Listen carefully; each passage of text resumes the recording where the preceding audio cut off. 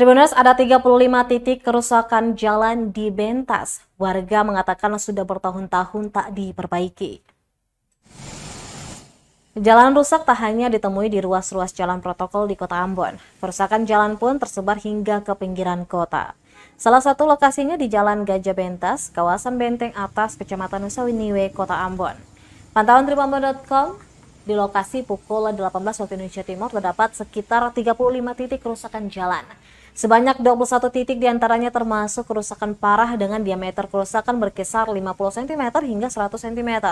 Sedangkan sisa berukuran kecil kurang dari 50 cm. Dengan kedalaman lubang jalan bervariasi dari 5 cm hingga 10 cm.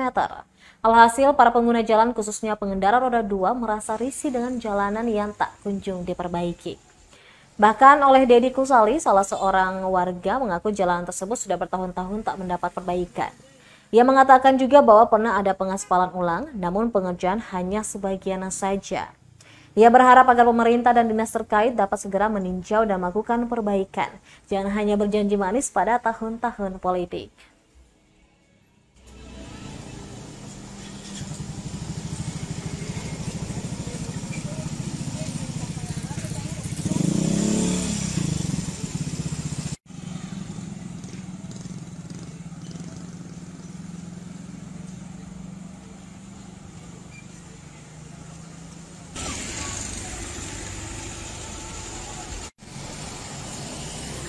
Terima kasih sudah nonton.